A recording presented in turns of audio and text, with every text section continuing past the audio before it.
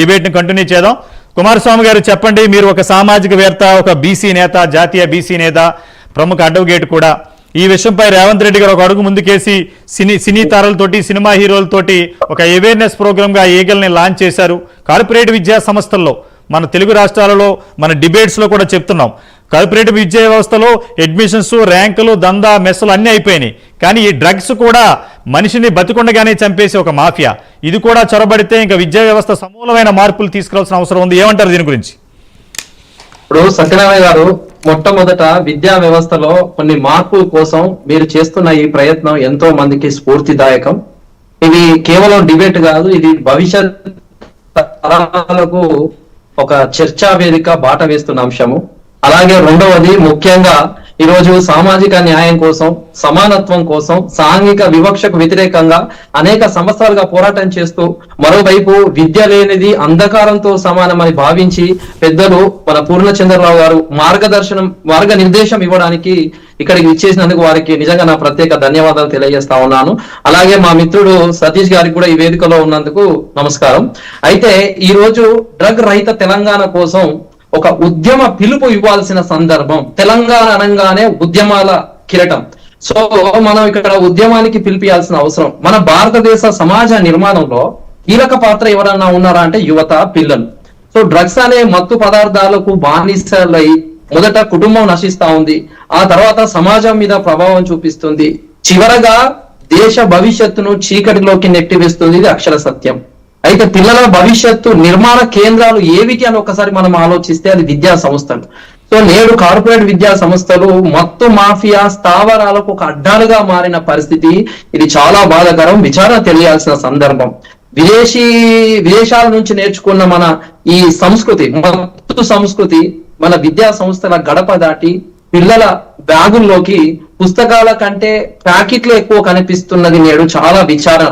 ఒకసారి సత్యనారాయణ గారు, కేరళ రాష్ట్రం మనం చూసుకున్నాం, ఇంత ముందు డ్రాప్ అవుట్స్ గురించి కూడా మాట్లాడినాం, పెద్దలు పూర్ణచంద్రరావు సార్ కూడా ఉండే. సో కేరళ రాష్ట్రం అక్షరాస్యతలో నెంబర్ 1 గా ఉండి కూడా అత్యధిక కేసులు నమోదవుతున్న ఏది అంటే కేరళ. ఆ తర్వాత పంజాబ్. యువతలో 70% బానిసలుగా మారాయని అధ్యయనాలు కూడా చెబుతా ఉన్నాయి. సో ఈ డ్రగ్స్ వైరల్స్ లాగా, వైరల్ అనేది ఎలా వ్యాప్తి చెందుతుందో అట్లా వ్యాప్తి చెందడం, అది తెలంగాణకు విస్తరించడం ఇలా విచారించవలసిన విషయము.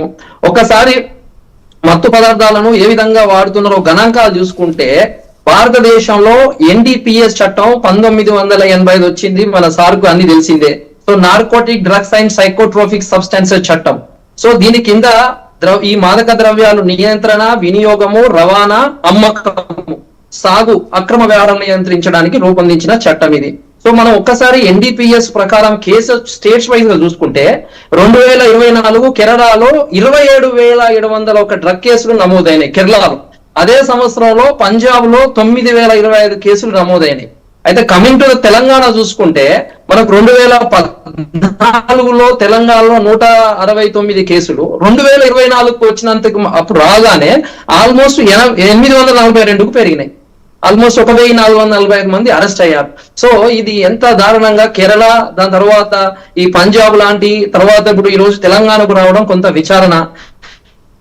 ఇప్పుడు తెలంగాణలో దేశంలోని మిగతా రాష్ట్రాలతోని పోలిస్తే డ్రగ్స్ తీవ్రత మరీ ఎక్కువగా ఉన్నదైతే కేరళ. సో ఇప్పుడు మనది నెక్స్ట్ ఉన్నది కాబట్టి మనం తగిన చర్యలు తీసుకోవాలి.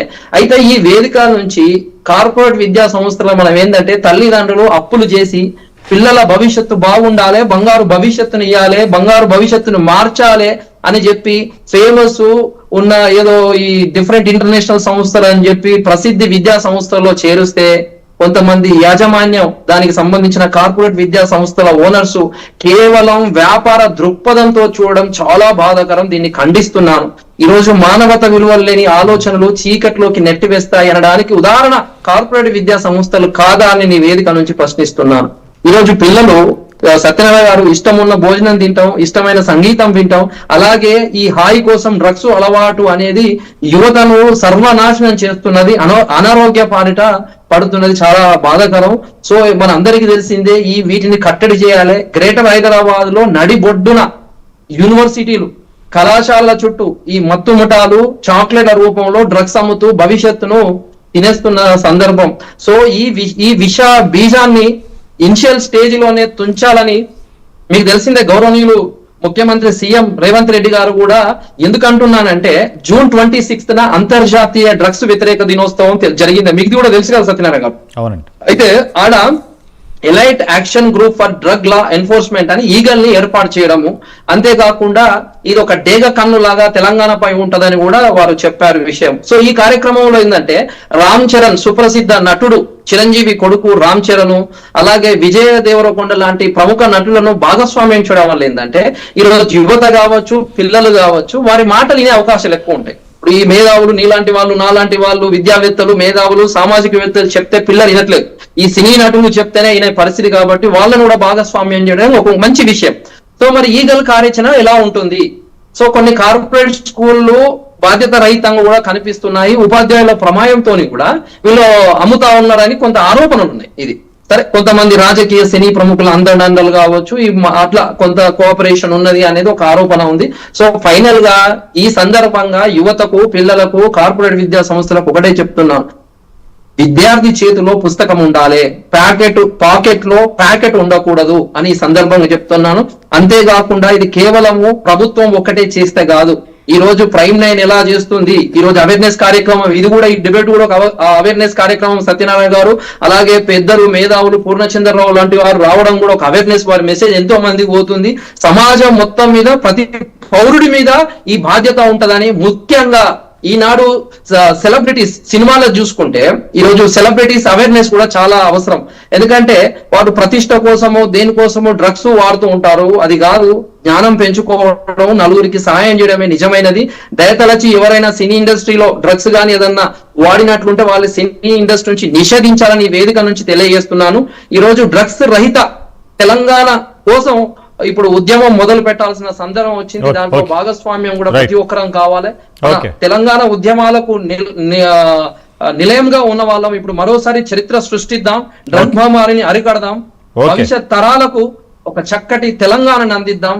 ప్రతి బిడ్డ చేతిలో పుస్తకం ఉండాలి గాని ప్యాకెట్ ఉండొద్దని ఈ వేదిక నుంచి చెప్తున్నాను. ఏ సమస్య వచ్చినా పోలీసులకు 1908 చేయండి. ప్రతి ఒక్కరు వెంటనే ముందుంటారు. ప్రతి ఒక్క విద్యార్థి ఒక ఇన్ఫార్మర్ లాగా ఉండాలి.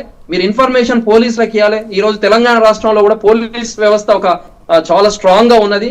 సో ఈ సందర్భంగా ఈ విపత్తును నివారించడానికి, మనం కంట్రోల్ చేయడానికి తల్లిదండ్రులు భాగస్వామ్యం కావాలి, ఉపాధ్యాయులు కావాలి, యువత కావాలి, మేధావులు, న్యాయవాదులు, పోలీస్ వ్యవస్థ, ప్రతి ఒక్కరు చేయి కలుపుదాం.